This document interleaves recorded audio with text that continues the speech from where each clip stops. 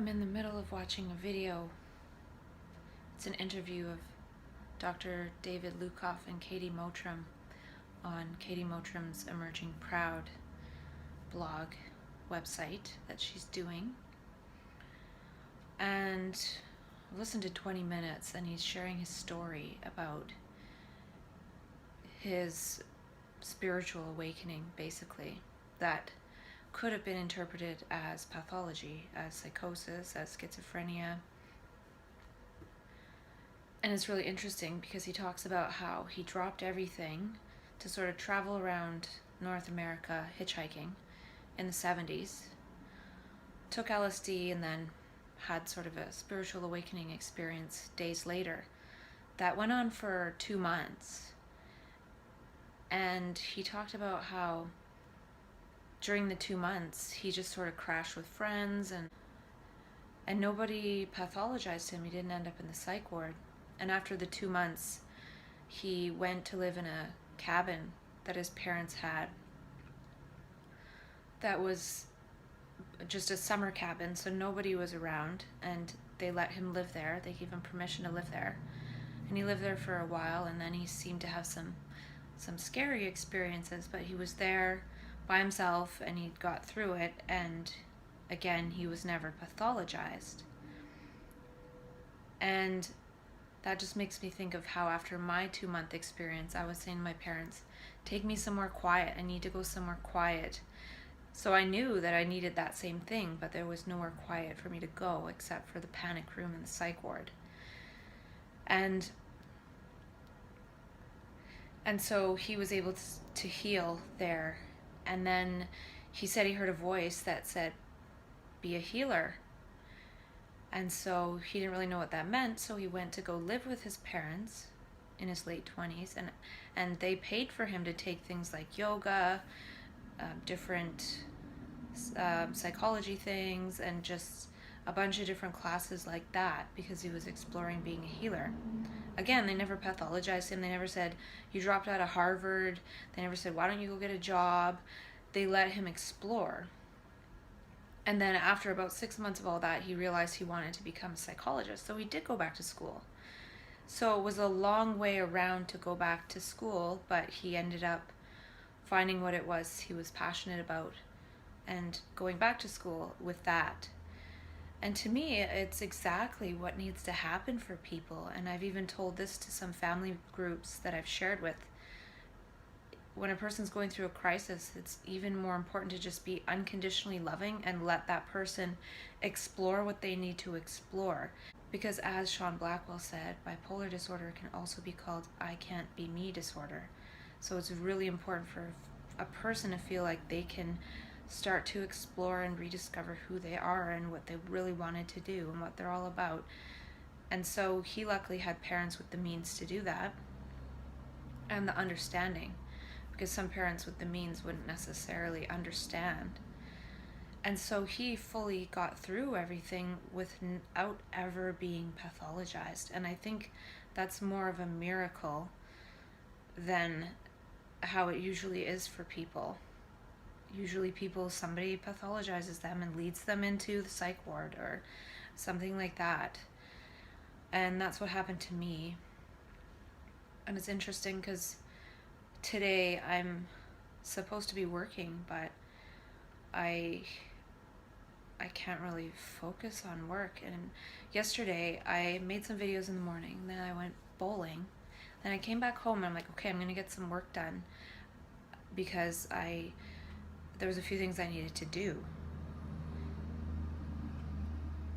And I opened up the document on my computer and nothing scary, but all of a sudden I had a pretty bad amount of so-called anxiety. And so I tried to work on it for a little bit and then I closed it. I'm like, wow, this is brutal. And so I just started editing my videos, and within a little while that sensation went away and it didn't return. So I'm thinking about this whole applied kinesiology thing and muscle testing. You know, I could say to myself, oh, should I continue with this job? Yes or no, and push my arm, which doesn't work for me anyways anymore. because I could think of the job and it would make me weak if I push on my arm. But it's strong, like nothing makes my nervous system weak. So what I'm feeling like is that this map consciousness or this trans consciousness experience, when it starts happening, our whole body is responding in an applied kinesiological way. Meaning, if I'm looking at the document that is along the path of what it is that I'm actually reacting to and recoiling from, it's almost like the energy is no longer flowing. So I'm looking at it, the energy is no longer flowing. It's starting to bubble in my internal area. And so that is the applied kinesiology, not me thinking about the job and pushing my arm or doing this or whatever. It's just I'm having an allergic reaction to it, an aversion to it. It's almost like the universe is saying, go no further. And it's kind of strange. And I don't really know if that's true, but that's the main time that I've had anxiety is related to my job. And I don't know, I think it's just time to quit while I'm ahead, because I usually wait until I fall apart before I quit. And I've already fallen apart 3 times. And I'd rather not fall apart the 4th time. So I took the week off, and I feel bad because I feel like I want to be able to do that job, but it feels like the universe isn't letting me go any further. And it might actually be time for me to focus on becoming a healer myself. I remember looking at palm reading stuff years ago, and if you have this sort of hash mark on your finger just below your ring finger on your right hand, or your dominant hand maybe, that means you're a healer. It's the mark of the healer, and I have that mark. So I've always had this sense that I could become a healer. And perhaps a lot of this self-dialogue is helping to heal myself. And it's interesting because on the scale of consciousness, the lower levels of consciousness are shame, guilt, and shame. Shame's the worst, I think. And so yesterday I was having sort of like guilty feelings, and I really recognized it, and I was like, wow, my consciousness is sort of going to that place. I'm not getting taken over by it and then having one guilty thought after another, but there was some guilty thoughts. And that's usually when I'll have some thoughts and feelings in that way, is when I'm in map consciousness or that altered state of consciousness. And then today, this morning, it was very subtle, but I had some shame thoughts. And so that's arising in my consciousness, is this shame. And it was very subtle. It wasn't anything major. That's the type of thing that can spiral. One shameful thought leads to another shameful thought, leads to another, and then all of a sudden I'm not just having a thought of shame, but I'm in the state of shame. And when I'm in the state of shame, I remember last time I was acting very distressed. I was like threatening suicide. So if I let that spiral, I might all of a sudden feel suicidal, because that's one of the things that would lead me to feel that way. And so again, I'm thinking, oh my gosh, like, do I really want to risk my wellness on this? I don't think it's worth it. And Dr. David Lukoff talked about how he wrote this religious book. He was trying to create a religion that united East and West. He felt like he was a reincarnation of Buddha and Christ. And I was thinking about how oftentimes these experiences make us feel like we need to save the world. It's an inner journey. It's an inner hero's journey, as Joseph Campbell said. And then we feel like we need to save others too. But really, I was thinking about when he was talking about how he wanted to create a religion. unless somebody experiences it for themselves, then it's just belief.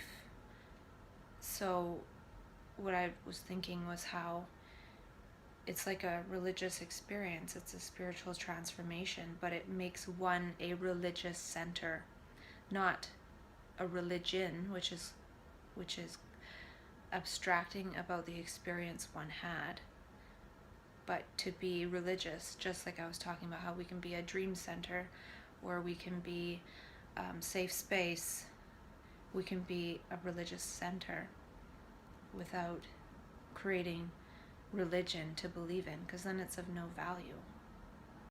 And he talked about how he's aware of his spiritual awakening, and he's also aware that it probably would have been interpreted as schizophrenia or an episode of short-term psychosis or something like that. So he has that dual awareness, and I feel I have that awareness too. I am aware that most people would view me with a pathological lens, but then there's people that would view it as something else, and I view it as that something else, from inside out and outside in. And he talked about how his crisis felt like an existential crisis. He felt like he was just being moved towards how he was programmed to be and not who he really was. And I think that's such a huge part of it for so many of us.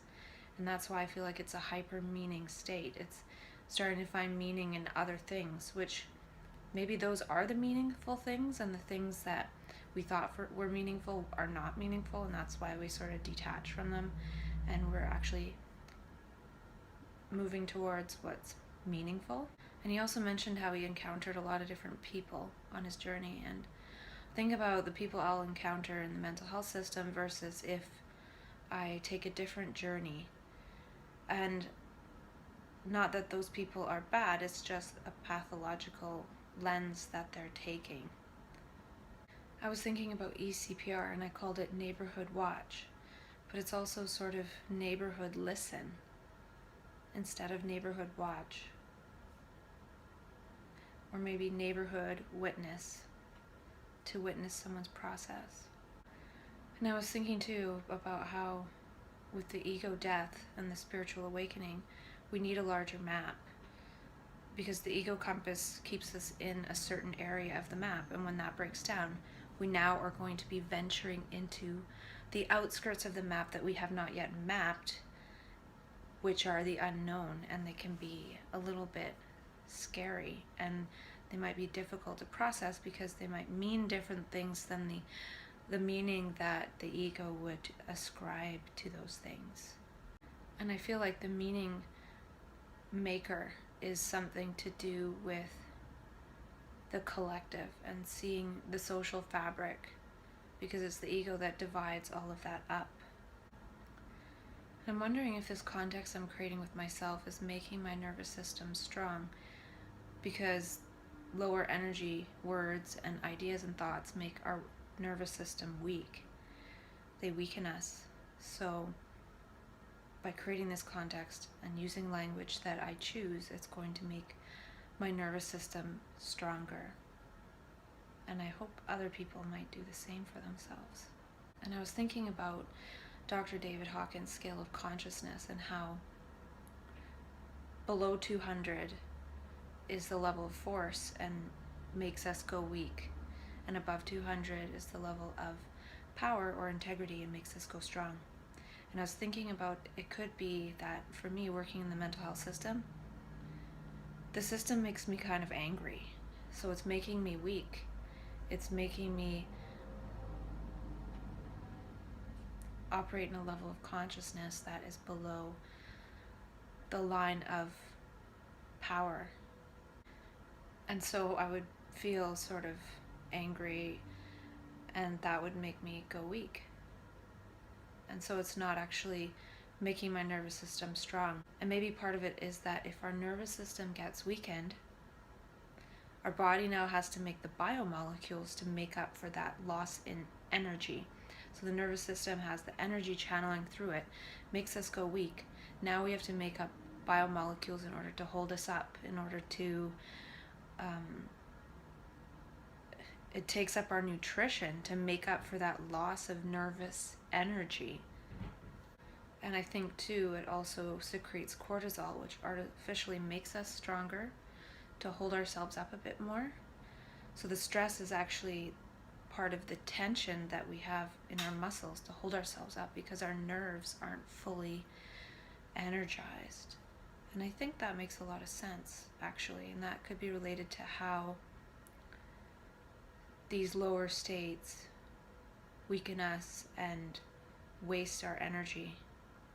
And it could be partly how, as a person is going lower and lower on the levels of consciousness, when one is completing the entire map spectrum, it uses a lot of one's nutrients and strength to get through that. And actually, I'm thinking too that that could be one of the ways that gravity feels heavier, is that our body's so weak from wasting all the nutrients, from being so weak, from being in those lower levels of consciousness. And I'm thinking to myself too, so many people say who are, for example, homeless, they start to adopt that posture of crouching on the side of the street. It could be partly because they're in that space of shame and they can barely stand up under the pressure of gravity. I would think that a lot of people who are homeless are in the state of shame, and it's very difficult to overcome the force of gravity. And that could be related to how I wrote down yesterday that there's the force of gravity and the field of consciousness, because I was thinking gravity is a field. It's the field of gravity. Then I was thinking, well, consciousness is a field too. So the field of consciousness must interact with the field of gravity somehow. And I think that's how it's related in a way. It's related in terms of Dr. David Hawkins' spectrum and scale of consciousness. So a person in the shame consciousness, it's one of the lowest levels of consciousness, is affected way more by gravity. And then they're in that posture. And so it's related to each other. And then a person above 200 would be in a different posture and able to withstand the force of gravity.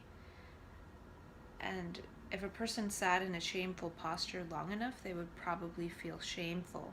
So it's not like, oh, go in that posture and you immediately feel shameful. But I think that's one of the ways that gravity almost forces us into that place. I think there's a relationship between that, because how one is holding themselves in the field of gravity affects one's state of consciousness. And we don't generally sense this. There could be some variables about how we sense this. So a person could actually be in the state of shame and crouching down. And that is gravity, position in gravity, and gesture of the body, the overall posture of the body being congruent with the consciousness, whereas somebody can be in a state of shame yet manage to be sort of in this proud posture. So the posture is not congruent with how one feels inside, but they're managing somehow. And then there could be a person who, I feel like sometimes with map consciousness, when I'm in that fluid state, if I crouch down, all of a sudden I feel ashamed. So it's correlated to that. Whereas I'm not necessarily, and then I stand up and I don't feel that anymore. Or I crouch down and I feel like a homeless person crouching down, but I'm just me. But it's this whole interplay between gravity and consciousness. So there's something about gravity, consciousness, light, and sound. It's all this movement. And so we can affect ourselves with our sound, with our, how we hold our body in space. I feel it's related to how our body is actually an instrument. Our voice, it vibrates through our whole body. It's not just about our lips or our voice box. It's about the whole shape of our body that creates our voice. And we could be giving the greatest speech ever, but if we're crouched over, it's not going to have the same effect as if we're upright. So how we hold ourselves is actually really important. And recently I've been purposely not being mindful of my posture when I'm sitting on the couch or something. I'm just kind of like, or whatever. And part of why I was not being mindful was because I realized I was sort of in a state where I was doing really well. So I didn't want to get into a place where I was flying too high. So I was sort of adjusting myself. But now that I'm starting to get into those states, or at least have a few thoughts come up that is trying to get me into that state of shame or guilt, I have to be very conscious and cautious of my posture. Because I remember sharing that one time I was in the hospital and I felt I was crouching and I felt worse. And I was on a medication I didn't want to be on. So I purposely had more pronounced posture to block gravity being congruent with my state of consciousness.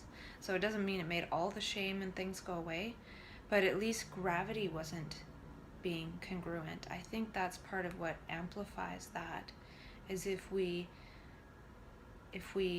are congruent with that. And I think about the power poses before. I watched a TED talk on that. And to me, that's just making up for how we normally are in ego consciousness, where we have this voice in our head talking about judgment, talking about anger, talking about jealousy, talking about all those things. And those are actually below the level of 200, which weaken our nervous system. And then we have to make these molecules and biochemicals to sort of strengthen us and hold us up, which probably creates like internal scar tissue and things, and warps the myofascia, and then we need something like rolfing to fix that. But the power poses is just changing one posture, changing how the body is held by gravity, changing the gesture. So they talk about putting your feet up on a desk and going like this, and do that for 5 minutes and you'll feel so much better. Well, crouch down like a homeless person and you'll feel worse. It's the same thing. And so sometimes when I'm in that state of map consciousness, of trance consciousness, when I crouch down, my body seems to make bodily associations and extrapolations, not just maybe shameful thoughts because I'm in a shameful posture, but I feel like I'm an actual homeless person. It's extrapolating to the people who take those postures and what they might feel like and how awful it is and how painful. And I also wrote down how this reflex of psychosis, I talked about the reflex of shaking one's hand when one burns one's hand, and how not only does it sort of dissipate the energy, the pain, the heat, it also signals to other people that we just hurt ourselves. And so they'll come and run to us. And so I feel like actually that the supposed symptoms of psychosis or mental illness, of say hearing voices or wandering down the street or crossing the street and not looking both ways, or dangerous behaviors or odd behaviors, are just the equivalent of, ouch, I'm in pain, I need somebody to help me. And I think that mechanism is an actual sign, not of personal illness, but look how many people that's happening to. Look how many people are burning inside and in so much pain that they just start acting in ways that might end their life, and then we take it seriously because it's so dangerous. But what it really calls for is love, patience, understanding, time, listening. It's, I think, also a mechanism not just for the person that's in the pain, but also people come, say 10 people are needed to get this person back into some kind of ability to be able to function or cope again.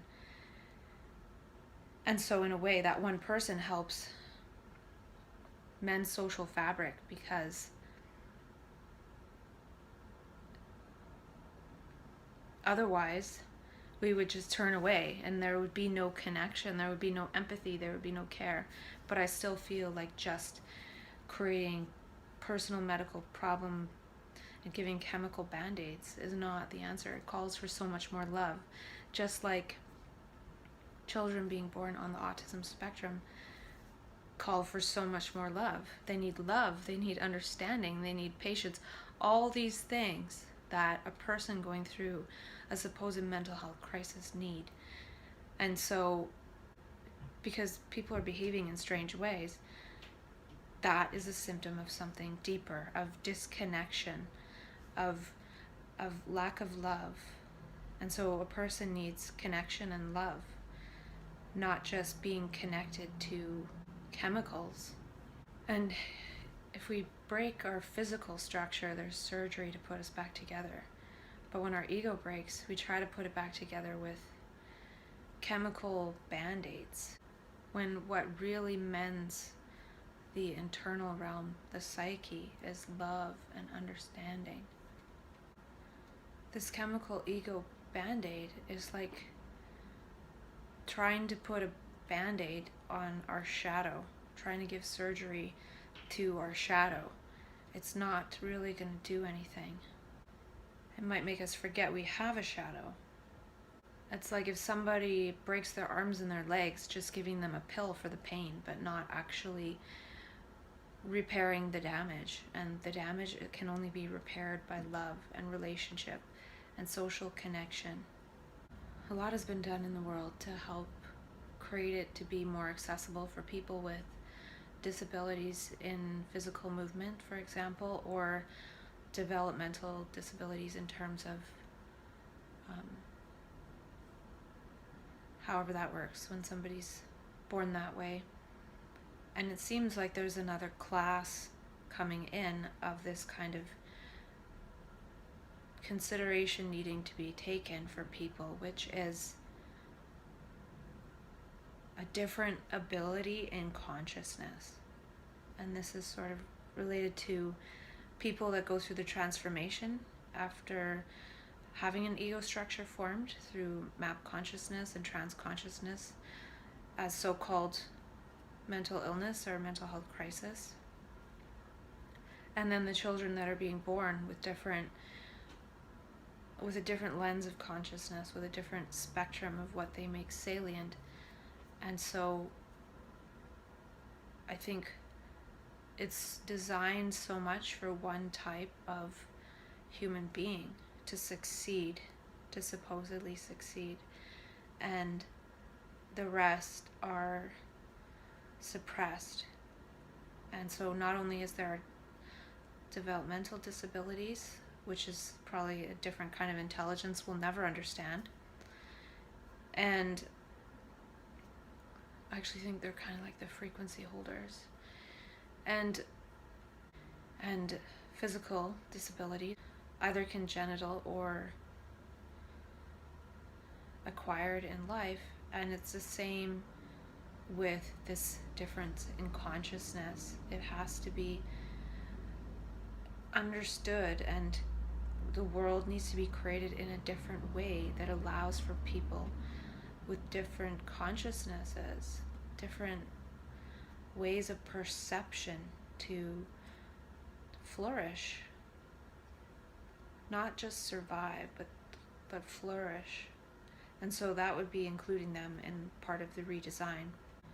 And I'm thinking that our ego lens perception allows us to make salient a certain amount of information, and these children are being born with a different lens. They make different information salient. Different information is more prevalent for them, and it impresses upon them differently than us. And so they're going to be unfolding differently and creating a different world with their perceptual needs. And I think we have to go beyond just what they need to experiment with what they might need that we don't even know they need, and they don't know they need either.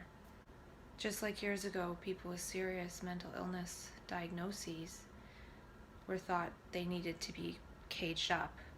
And then now people are allowed to be in the community but on meds and with different other resources. And maybe one day people won't be on meds, will be allowed to transform and take a different role and function as a different intelligence in society, because that is being squashed, because it's not understood, because people behave differently, because they're going through this transformation and they're not allowed to transform. There's very few people that manage to transform without being pathologized. And I don't think it's like a transformation, then it stops. It could be, but. And in the same way, these young children will be transforming, and they transform early. Oftentimes, they're on a supposed normal, regular trajectory of development, and then they hit 2 years old or something, and all of a sudden they start to appear to lose connection and go south. And I think part of it is that that's when this language learning gets revved up and turned on, and it fails to start for possible reasons I talked about before.